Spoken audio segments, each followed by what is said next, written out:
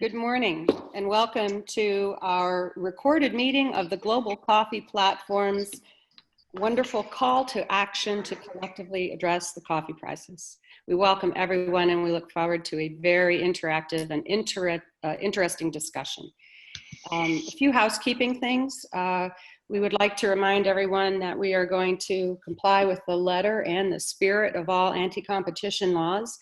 That as participants in this meeting will be mindful that there shall be no discussion of agreements or concerted actions that may restrain competition.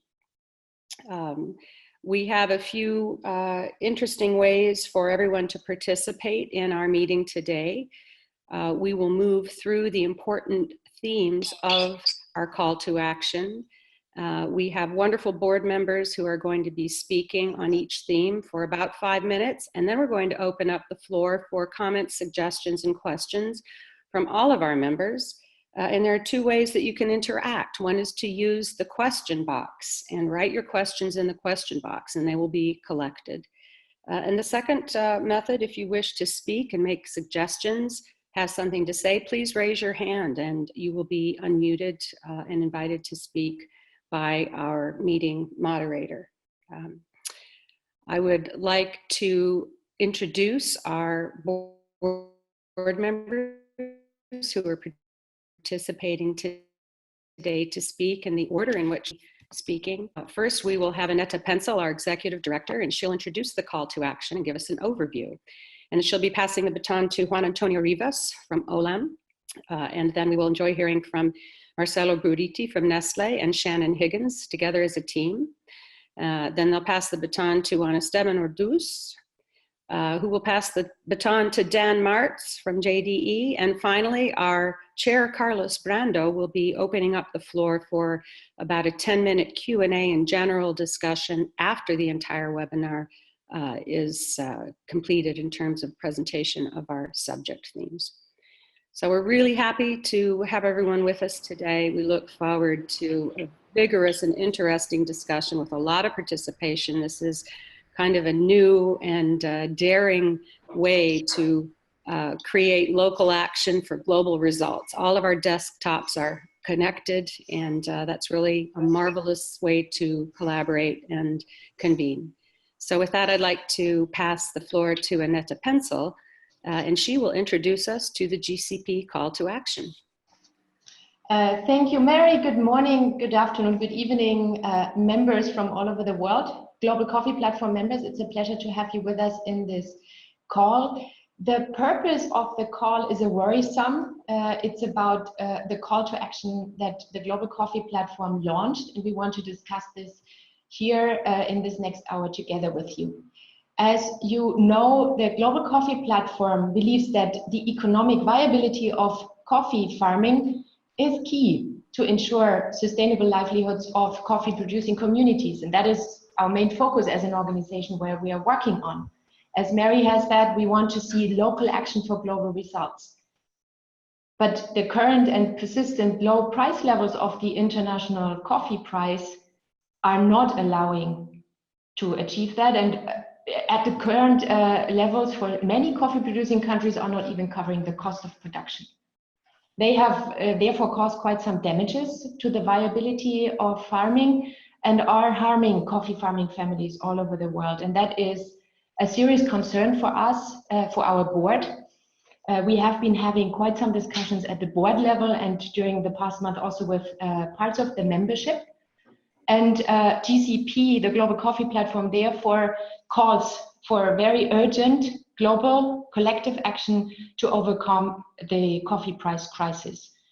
We as GCP acknowledge that the entire global coffee sector needs to bear responsibility and step up on solving those issues, and we know it's complex issues that have brought us to the level where we are right now, and to work on a path that actually enables a reasonable living income for coffee communities. Because that is at the essence and the important element to make the entire coffee sector thriving and sustainable for the next generations to come, which is what we're working on collectively here. So in this context, the Global Coffee Platform has recently published the call to action to collectively address the price crisis.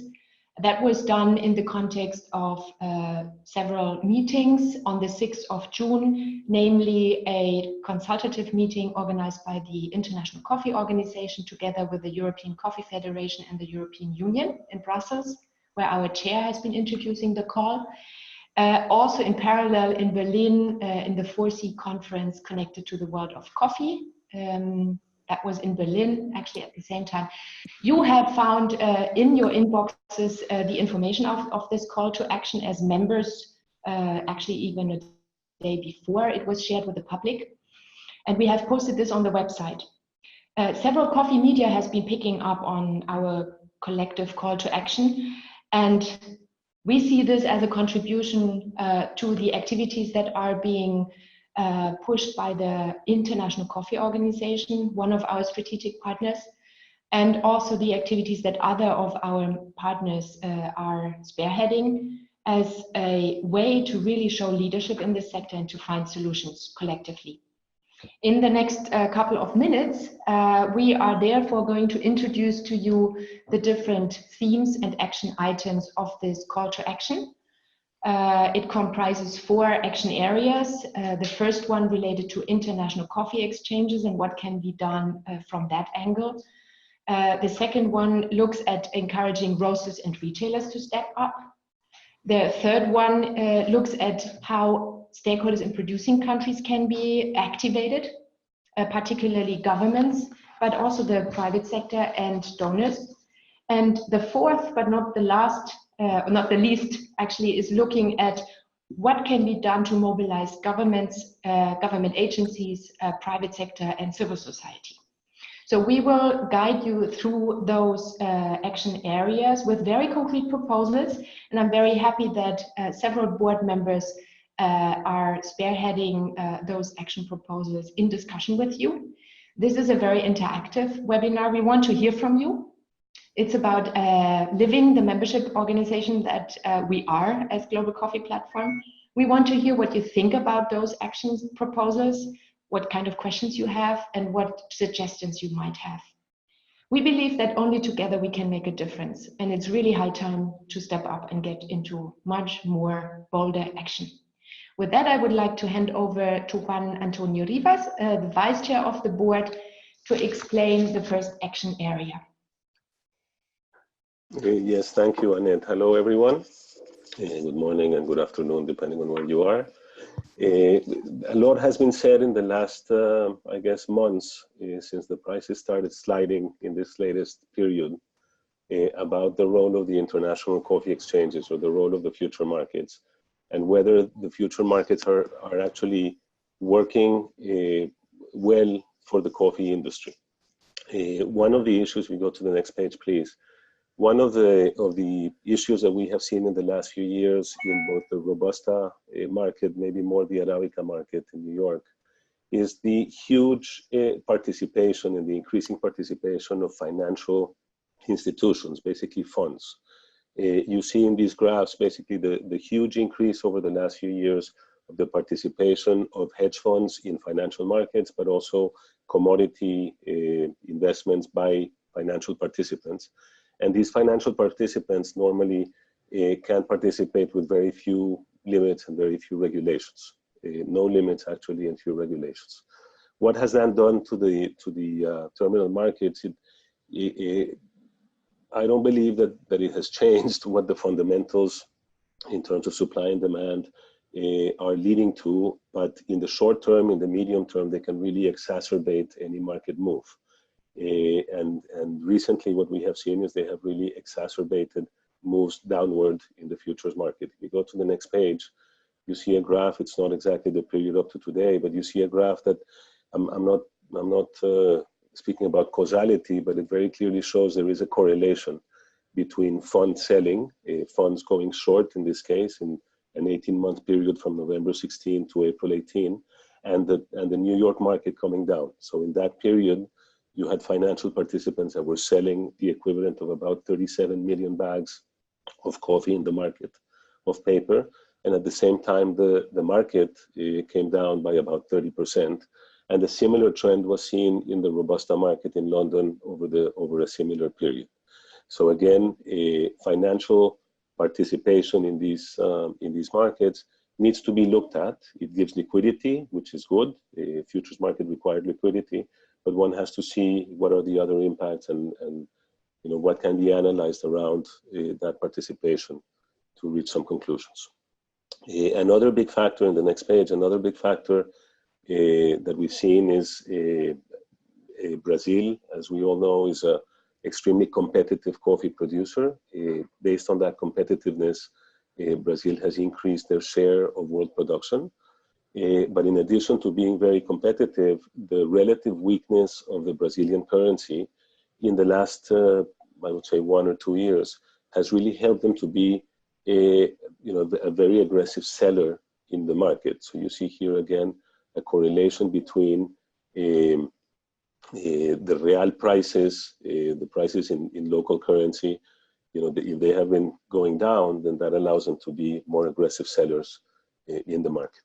Maybe a third element that one needs to analyze in terms of how the markets are working are the regulations in the market around certification of different origins and around the way that those certified coffees in the terminal market can be kept for a long time.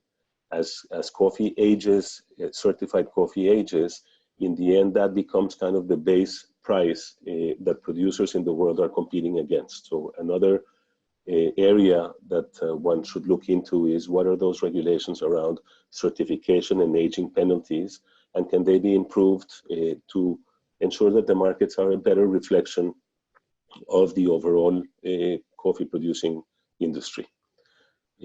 So what is the GCP board and the GCP planning on doing? Again, this is a call to action that came out recently, and we now need to start the work. We believe that the first step in this area is to do a deeper dive into the regulations of each of the markets, the conditions, the terms of each of the markets, and share that research with the GCP members. There's obviously different levels of understanding around how the terminal markets work, and we believe that it's important to bring everyone to the same level. Once we have done that, we believe we need to sit down with ICE, who owns these markets, and really discuss around facts and around data how these markets are working and what can be improved. Again, there's pros and cons of everything that one can do, but it's important to have that discussion, probably have that discussion with other stakeholders as well. In the end, we also want to set up a GCP working group that can lead these discussions with ICE, with other stakeholders, and try to come to some conclusions around potential changes in the way these markets are working for the benefit of the full industry and obviously for the benefit of producers around the world. So this is what we have thought are the 3 elements of what we want to do on this theme. And we would like to open it up to comments and suggestions from the members of what else do you think we can do. Obviously, these are not detailed out. These have to be detailed out, and that's work in progress. But any suggestions that you have that can complement that those areas would be very welcome. So I don't know, Mary, how this works, if you are reading. I'm listening. That was a great explanation and overview of the theme. And I would encourage our members and partners listening now to chime in with their suggestions, concerns, thoughts about actions and ideas that we should be considering around the theme of engaging with international coffee exchanges. So folks, we've got a question box for questions. We welcome you to raise your hand to make any comments and share any thoughts that you're having. And we're also watching the chat box. This is a very important topic. What concerns you about this topic? Hello, this is Marcelo. I'll be speaking on the next slot, but if there are no particular comments about what Juan Antonio just said, I just want to chime in, because one of the possibilities that we could talk to the exchange as well is to include some sort of identification or preservation of identification of sustainable coffee as part of the tendering process. because the fact that the coffee, a coffee lot actually does not find a home and gets delivered to the exchange, it does not negate the fact that it was sustainably produced. So again, a lot of thought needs to be given on how to make that happen, what are the pros and cons. But I believe this is another element also to bring up, not only the mechanics of the speculative participation in the aging discounts and the consequence that it has, but also the fact that let's say if we want truly to go to a point that most, or if not all, coffee around the world is sustainable, then that needs to be part of the tendering process somehow as well. It's a very interesting suggestion to look into. Yeah, thank you, Marcelo. Team on the call here, which includes all of us, does that sound like an interesting idea to you?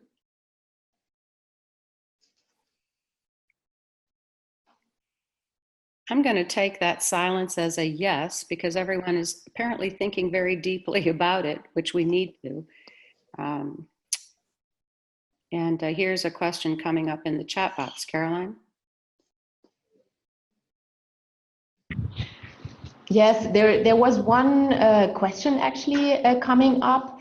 This is Annette speaking here, just to help. So somebody asked from the members, what about ICE? And like, how would we be able to access ICE in a good way?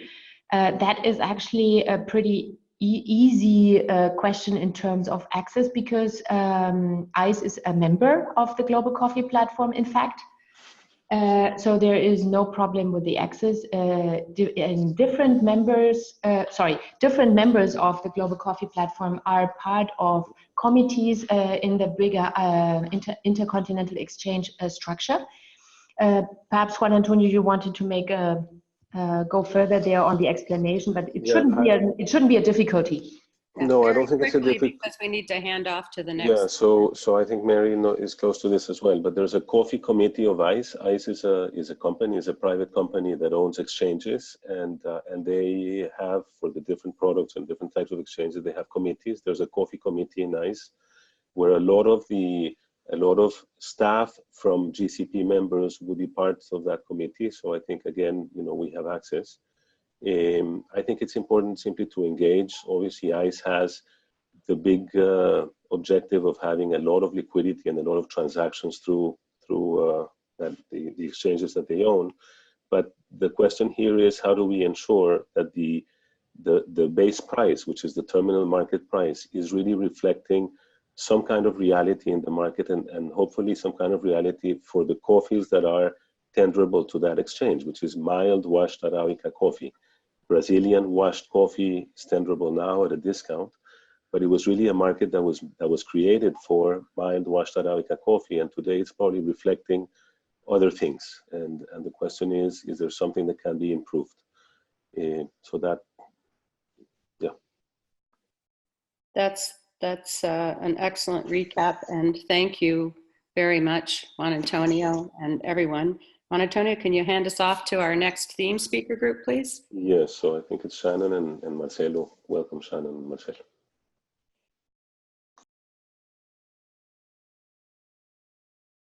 Hello. Can you all hear me? Have a very great morning and good afternoon as well from my side and from Shannon. The next topic is about roasters and retailers, so it's about the demand side. All the topics related to low coffee prices and the mitigation of solutions. There's not a single silver bullet, let's say, to resolve things. It's let's say a coordination of actions, and we believe that one of the main drivers here in order to promote and reinforce sustainability in coffee is with the final demand, with roasters and retailers. I believe one big step that got us to where we are today in terms of availability and commercialization of sustainable coffee was back in 2009, 10, 11, when a lot of end users, roasters, retailers, they came out with quite ambitious objectives for sourcing sustainable coffees, and that provided a lot of clarity, a lot of incentive for everyone on the value chain. So that's the topic that we're going to be talking about now. If you go for the next slide. So I'll be talking about the two first ones. First one is about reporting on the purchases of sustainable coffee. One big element that it's very healthy for the market is transparency, and we had the very good fortune to have the coffee barometer published in last year in 2018, related to 2017 volumes.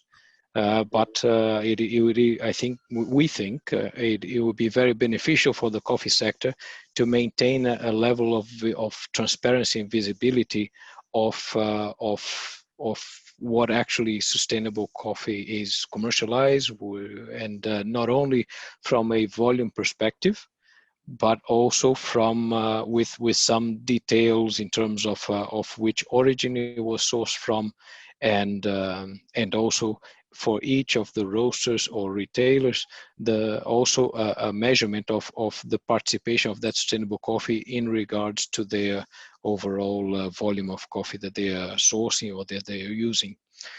So first call of action here would be for all the roasters and retailers, of course include all GCP members, roasters and retailers, but also in general to report on a transparent manner the volumes of coffee that they are sourcing on every year in this way.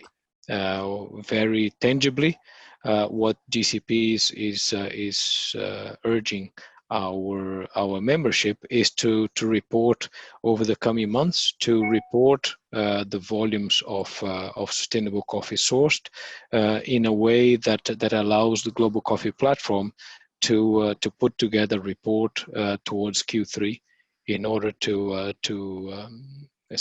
show some transparency with 2018 volumes, and that exercise to be done on a yearly basis to create a history, to create momentum, to create also incentive across all this.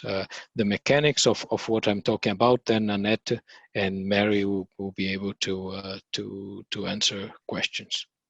For the second, sorry, go ahead. We have 5 minutes left on this. Oh, sorry.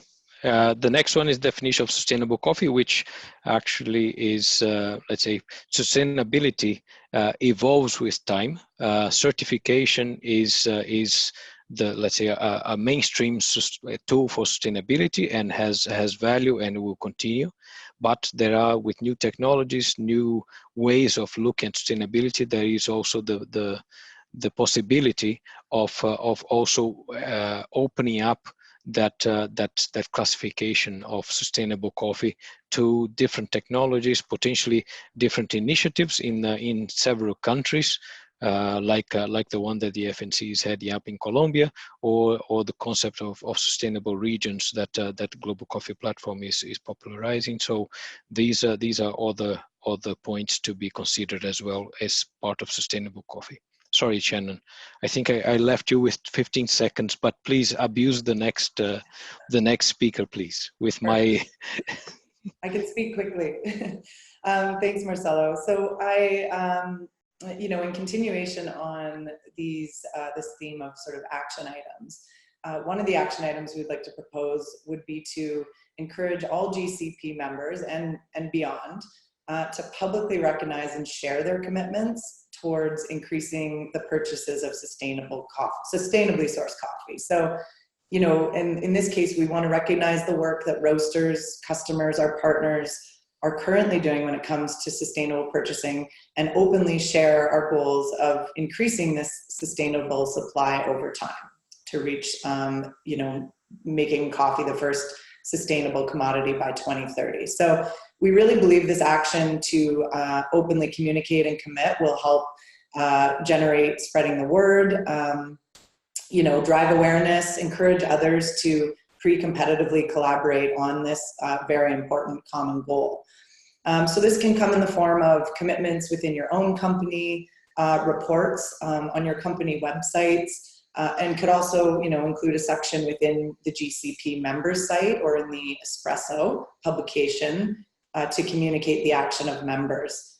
So in this call to action, in addition, we could also refer to the Sustainable Coffee Challenge Commitments Hub as well, which would give us a great forum and great space to be able to explain our commitments and help increase action to improve the economic viability of coffee farming. So that's one.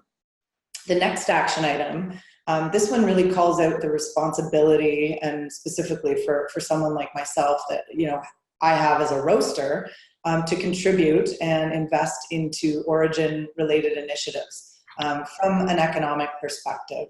So, we're very interested in hearing from others on this topic. I really encourage everyone here today and, those that listen to this webinar on a later date to reach out and share ideas and speak up.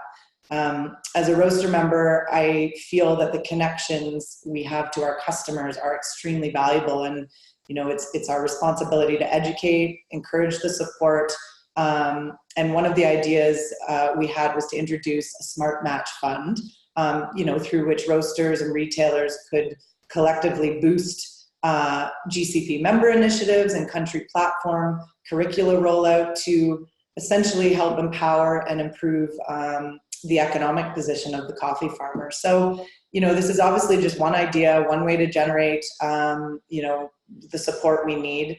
So I do encourage you to contribute your own ideas and share thoughts on this. So, at this point, I would ask members for any additional action ideas that the GCP could take on this theme, open to feedback and comments at this point on the points both Marcelo and I have provided here. Do we have any quick ideas from our attendees that you might like to share before we hand off to our next speaker? This is a great topic.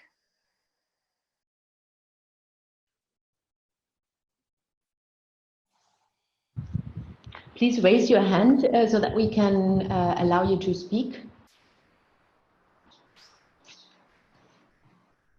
Or you put a point in the chat. I have yes. Sorry, I just have a question to Marcelo and Shannon. Obviously, retailers and roasters, in the end, they are tailoring to consumer needs and consumer demands, if you want. How do you think that we can get consumers to be more demanding in terms of sustainability to really, and I know there's some markets that are more than others, of course, but what do you think from a roaster and retailer perspective that one can do to get the consumer more engaged as well?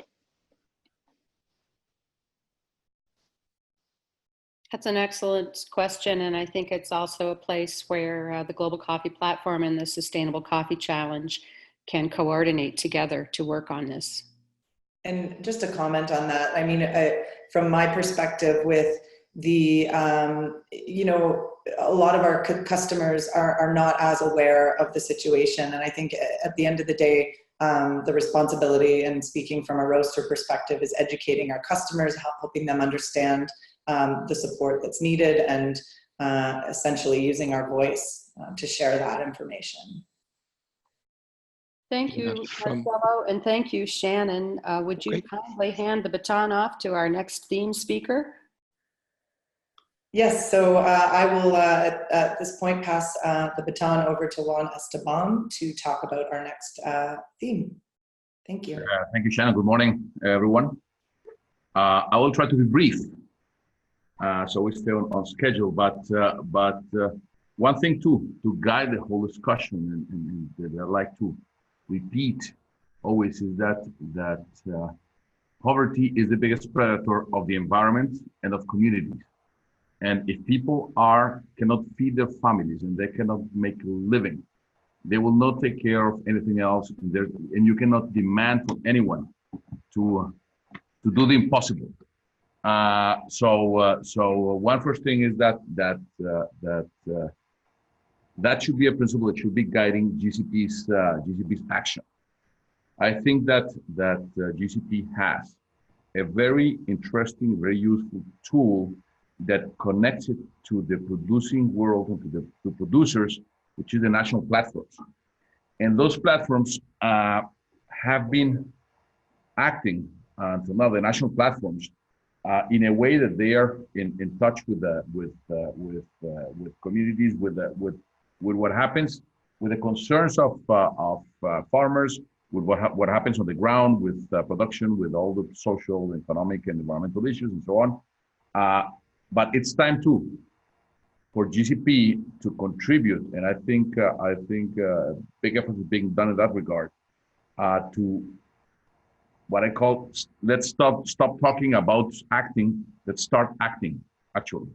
And I think GCP has a great opportunity and has the structure to do that through the country platforms. However, one of the key things that the GCP is doing, and I'm very, very, very happy as a board member, is that we're starting to have to give economic sustainability the place that it should have. Until now, it's been for decades. It's been environmental, it's been social, but no one really talks about the income of the coffee grower. So what do we need to do? We need to make sure that every action that the national platforms do or take has that in mind. We need to make sure that whatever is done by them and how and the way we measure them is how do they do the actions of the GCP or the national platforms in whatever country we are. How do they contribute to the economic success of the economic? How do they improve the economic position of coffee platform? And that involves lots of things that I cannot get into much detail, but with a very, very, very useful position to call it somehow by the national platforms in terms of looking cost of production, in looking of on the ground, and looking of what are the challenges that farmers in specific countries are facing. Those things can be very useful for the whole success of coffee growers. And this also matches with what the World Coffee Producers Forum is doing. As you know, and we've been discussing with the forum and GCP as well. I happen to have like one foot in each.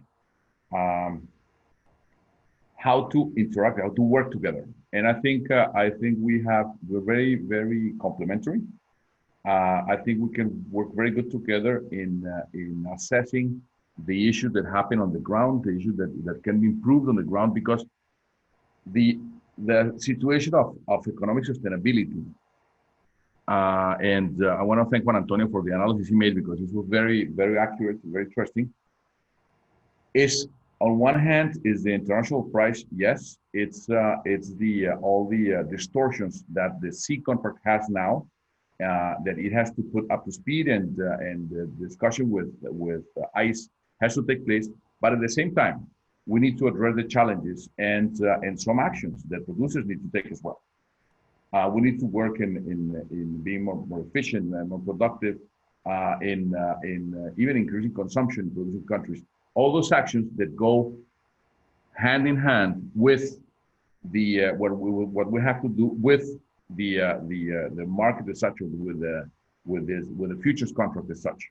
So I see in a nutshell that especially the national platforms, I mean GCP as a whole, but the national platforms can give a lot of very interesting input to this whole discussion, to the discussion of that has to involve the whole value chain under the umbrella of co-responsibility understood as everybody is responsible for the success of the whole chain. We cannot have a chain that is positive as a whole, but it has some failing links and some very successful other links being very successful. Every single link should be successful, and of course the whole chain. So I think that the work that the GCP is doing can be work on that. Can be very useful. I think that everybody, all the members of GCP, need to give their input. It's very important that you guys, as active as possible, give us as much input as possible. So we, as I said in the beginning, as a chain, we stop talking about acting and start acting in reality. Thank you, Juan Esteban. We have another good 2 minutes for input on this theme. So we have here Dr. Kimemia. Dr. Kimemia raising your hand. Dr. Kimemia, please go ahead.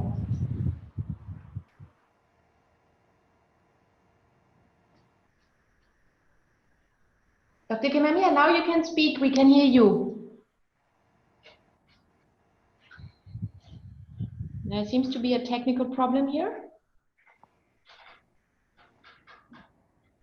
Is there anybody else who has a comment, a question on what Juan Esteban explained about activating stakeholders in producing countries and using the national platforms that have been built in several countries all over the world, as we try to fix the problem on the technical side with Dr. Kimemia?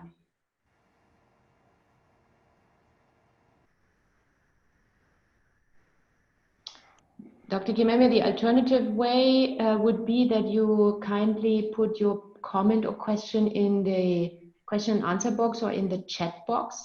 I'm very sorry, there seems to be a audio problem.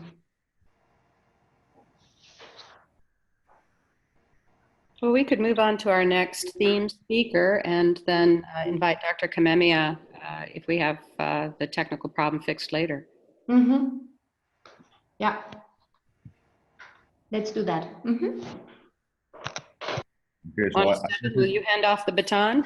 yes, I guess I want to introduce my good friend and the very knowledgeable person about the coffee market, Dan Marks. So Dan, please, the floor is yours. Thank you, Juan Esteban. Hello, GCP members. I apologize if there's any background noise or anything like that. I'm traveling right now. I want to address the important subject of really what we do as a PPP and a public-private partnership, and what's the role of the different actors.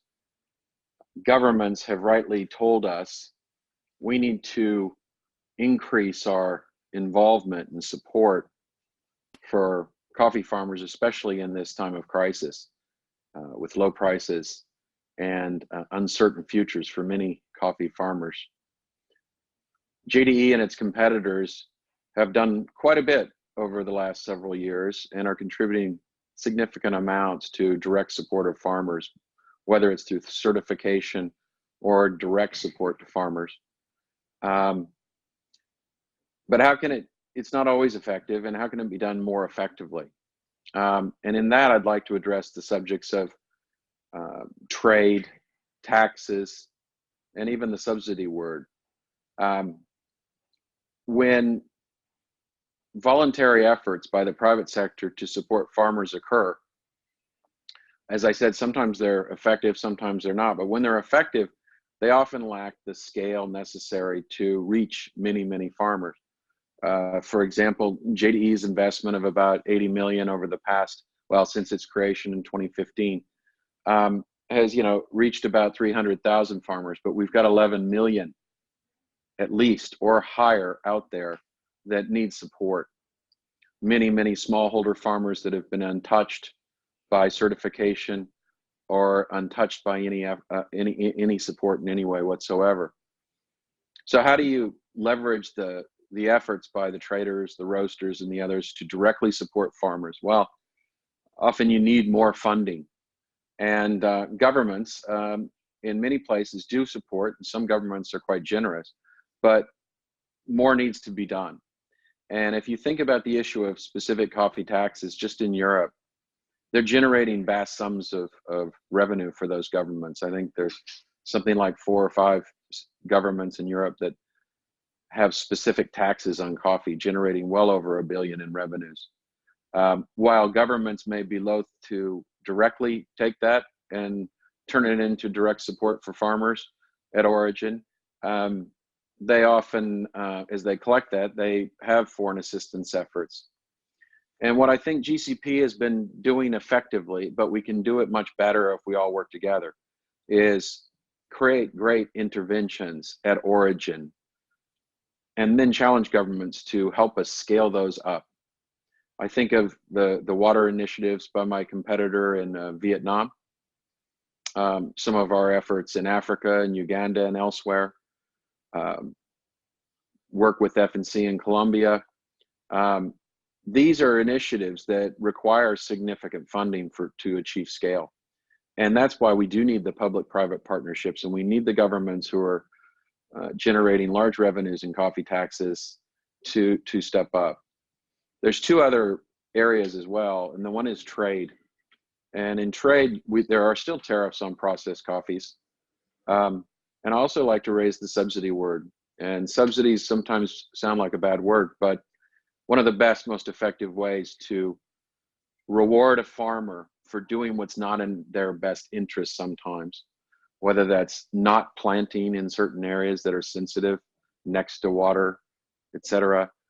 Subsidies can be a good form. And if you think about it, in the much of the world, especially in the Northern Hemisphere, that's how farmers are rewarded for taking environmental measures, and it can go to their increased profitability, living incomes, etc. So there's efforts that governments can do working with the private sector. And I think it's our job as GCP members to come up with very, very good proposals and to challenge them to help us scale those up to the right level so that we're affecting more and more farmers around the world. Thank you. And I guess I'll turn it back to Mary for any comments and questions. Thank you very much, Dan. I think that this theme dovetails extraordinarily well with the preceding theme about activating stakeholders in producing countries. And I'm interested to know from our audience, are there specific ideas that you have of member initiatives or theme areas that where we could take the power of GCP as a global organization and leverage each other to bring it to scale? That's what we're all about. And that's a very unique aspect of our organization. Just here today, we're connected on our desktops from wherever we are, convening ourselves to understand issues and come up with solutions in our shared call to action. So I'm very interested to know, what are the subject areas that people are really thinking about right now? What means, what means and ideas would you like to throw out on the tabletop? Mary, this is Dan again, if I will. I forgot one very important point, and that is governments increasingly in Europe are increasingly looking at agrochemical use in coffee production. It was something that was not paid much attention to in years past. Mm-hmm. GCP has put together with our platform in Brazil, with the agrochemical industry in Brazil, a great initiative that also requires greater scale. And so it's interesting as governments here in Europe want us to pay more attention to that subject. That's one of the greatest ways to intervene and teach farmers how to use it effectively, properly, work with them on the best solutions. And that's something that I think it would be fantastic to be able to scale up and affect more farmers positively. That's a very good point, Dan. Can you share with us some of the primary goals of this initiative as a means to help people understand how this collective member initiative is scaling up solutions and creating sustainable development impact that can be measured and matters? I'd be happy to, but I think I'd love to hear from either our executive director or our next speaker, the chairman, who can even talk more eloquently about it. Hello, Dan. I'm very happy to tip in here. Actually, what you have been mentioning is a member initiative which was launched last year during the Global Coffee Sustainability Conference in Brazil. It works with, and thanks to you and other member companies who have been chipping in and showing leadership. It works with JDE, Nestle, Chibo, Keurig, Dr. Pepper, Olam, Ecom, Secafe, the agrochemical industry of Brazil, and very important, several other local Brazilian members, out of which a couple of them I see here participating in our webinars. Thanks for joining us. So cooperatives, exporters, also public extension services. The goal of this initiative is in 5 years' time, change the practices that relate to the use of agrochemicals and related protective equipment for the workers who apply those agrochemical products, and change it fundamentally that half of the producers that are participating there are actually totally in line with the best practices designed in the National Sustainability Curriculum in Brazil. That is a big goal. We have people from the Brazilian team here listening as well in the webinar, and I know that there will be several questions probably coming after this webinar. So I encourage all you members who have heard about the top line goal, increasing the use of protective equipment and reducing to adequate and responsible levels the use of agrochemicals in Brazilian coffee production. If you have questions about that, please feel free to reach out to Pedro Honka and his team in Brazil, or if you're not sure about the email address, use the general info@globalcoffeeplatform.org email and we will connect you. Would be great to see more people joining this member initiative. Thank you, Annette. Would you like to introduce our next speaker, the chair of our board?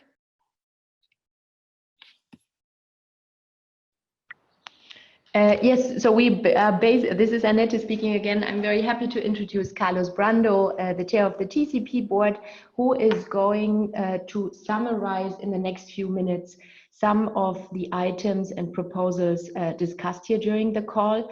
Carlos, if I may, I would like to try again to get Dr. Kimemia connected to us, as he wanted to make a contribution to the third action theme, which relates to activating stakeholders in producing countries. Shall we try this at a start? Please go ahead. Dr. Kimemia, you should be able to be heard now. Can you please speak up now? I hope everybody hears me. Yes. Good morning, good afternoon. Sorry for that disconnection in the network.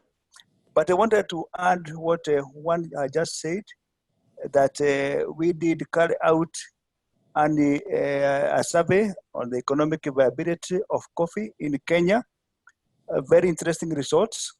Yes, coffee farming is viable, but our small-scale farmers who are producing low quantities of cherry per tree are not making any money, spending up to 90 cents US to produce 1 kg and getting about 7 cents US per kg after the coffee is sold.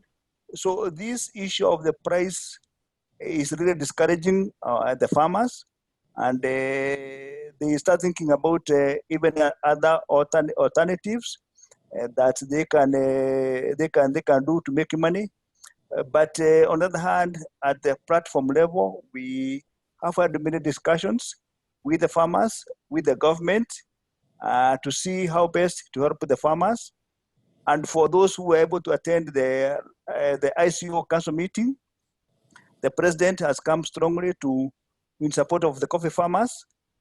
Some money has been given for the farmers, and we are discussing with the farmers and the government and all the players along the value chain to ensure that farmers are able to farm their coffee economically.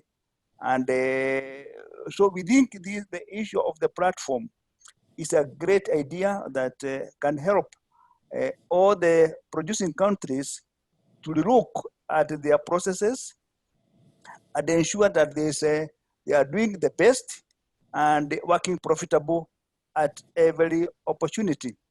The other issue that I just come up that sounds very, very interesting is how we can also think how to reward farmers for doing the right thing or not doing the wrong thing. And I think that, again, this is an idea that we're going to borrow as a platform so that we can also encourage our farmers to be environmentally sensitive and see there's a reward for doing the right thing. So I think the platform and the GCP, we are doing a great job. And we as a Kenya Coffee Platform, we working the best. We have got a lot of interest from our neighbors. They want to learn from us. And we are willing to share our experiences with the people, with our neighbors, so that we can be able to deliver coffee economically to the market. Thank you. Thank you very much, Dr. Kimemia. And good morning, good afternoon, good evening, coffee friends. It's good that Dr. Kimemia somehow helped summarize the issues too. We don't have much time left, but I would like to first say what an excellent overview of the subjects proposed and we had, and I would like to thank you, my colleague board members, for doing that.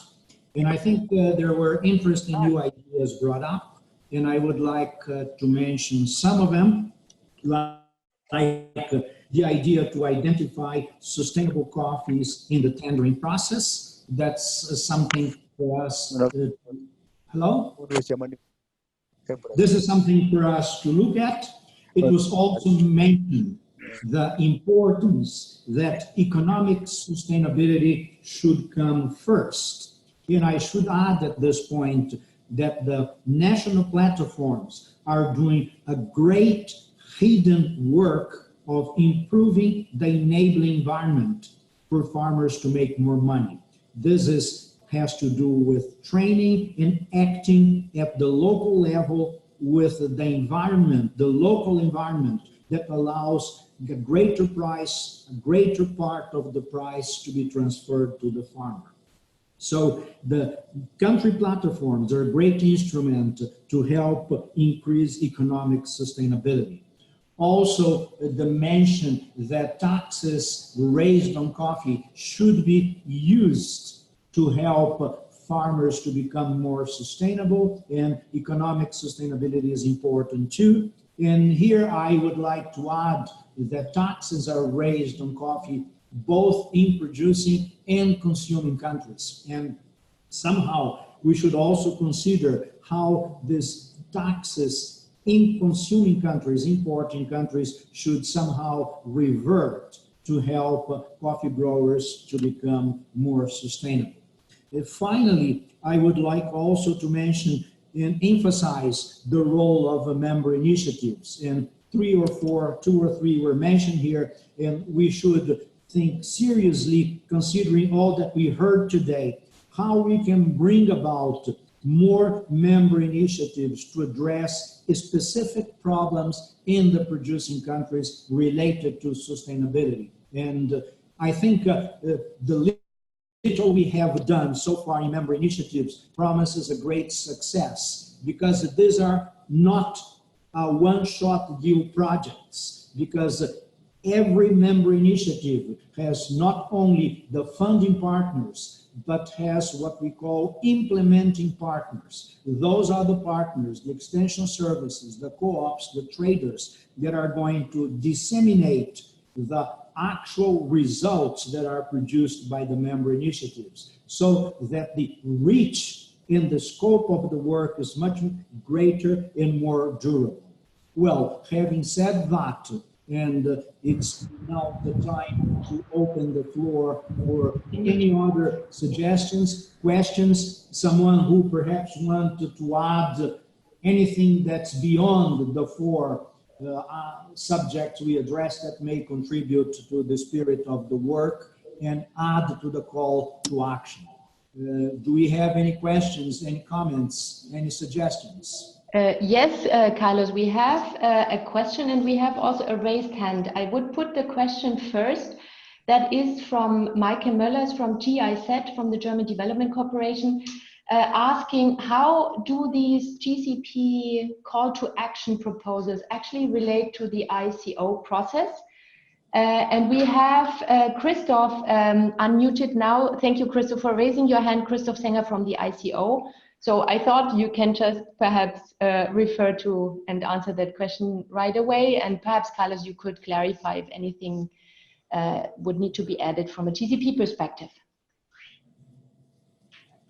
Well, we have Christopher, you want to speak first? Is that what I understood, Annette? Yes. Yes, that's hi. Hi, everyone. It's Christoph Sänger from the ICO. First of all, thank you very much that I'm able today to join as an observer, but also as a representative of a partner organization of GCP in this membership webinar. Now, I've heard first about the call in Brussels, there was one of the launches of the call was at an ICO meeting at the European Commission, and it was very interesting to hear today some concrete proposals that can follow out of this call for action and can help to implement this call for action.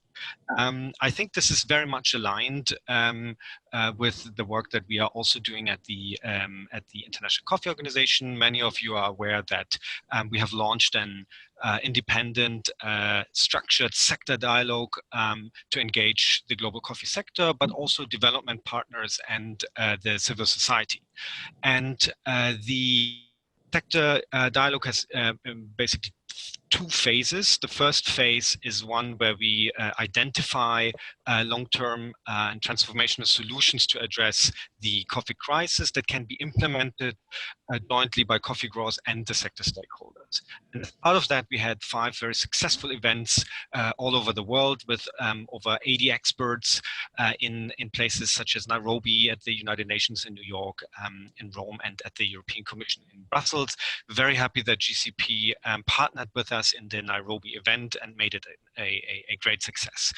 The second phase of this sector dialogue means then that we move from the identification of solutions to building a consensus and fostering commitments by government, but also by downstream coffee value chain actors. And this second phase, the building consensus phase, will culminate in the high-level CEO and Global Leaders Forum, which will take place on the 23rd of September during the week of the International Coffee Council.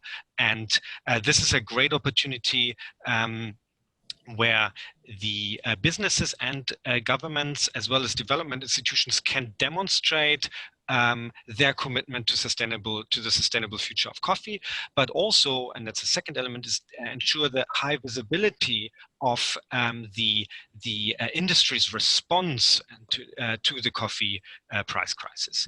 And we are very happy that we have received strong support from the industry, but also from the government side and from multilateral institutions, naming here the Italian government, the German government, the United Nations, Department for Economic and Social Affairs, and others. The a second phase in which we now move, that's is starting as we speak, will start in the coming days by engaging with sector stakeholders in reviewing basically the outcomes of the first phase and look at the initial concepts for consideration for a declaration in September at the CEO and Leaders Forum. And there we are very happy to have the support from the German Federal Ministry for Economic Cooperation and Development, as well as GIZ, for a consensus building process where we involve all the stakeholders over the coming weeks. And the decisions of the forum, of this CEO and Leaders Forum, will be then submitted to the International Coffee Council in September, and the governments will be invited to endorse it and also to commit resources to its implementation. So in this sense, the call for action of GCP, and the proposals that are being tabled are extremely valuable, extremely important. It comes at the perfect time because in this second phase, the one-to-one consultation process is starting as part of the sector-wide dialogue of the ICO. We will have the opportunity to include them in some of the concrete actions follow as a result of the ICO sector-wide dialogue, and we very much we are very grateful for the support of GCP and other partners in this. Thank you very much, Christoph. In fact, you did a better job replying than I would do. You said everything I would say. I would just like to add that it was not a coincidence that our call to action was reviewed at the ICO European Coffee Federation European Commission event in Brussels. This was by design because we're very much aligned with the ICO Resolution 465, and we're acting according to our Memorandum of Understanding with the ICO. Having said that, I hand the floor over to Annette for the final remarks. Excellent. Thank you very much. The time is already over. I want to thank you all for your participation. There is a lot of interest. We had comments like, hey, thank you for this webinar, timely, and please share the recording. Thank you very much, board members, for your active contributions here. We would like to hear more from all members what you think about those actions, if you have like more contribution ideas. At the same time, we will take that further and analyze in the next upcoming board meeting in 2 weeks' time in Brazil, just prior to the World Coffee Producer Forum. And there is an action point that I would like you all to take note of and make sure that you can be part of the solution and get from talking about action to actually acting, as Juan Esteban said, in the context of the country congress on the 7th of October and of the member assembly of the Global Coffee Platform on the 8th of October in Basel, Switzerland. This is where we will report back on what has happened and what is planned for the next year. And we need all of you to step up and lean in and actually get to this acting on the actions that we have been mentioning here. I thank you all for your participation. If you have questions, please don't hesitate to get in touch with us, and we look forward to hearing you or seeing you very soon. Thank you very much.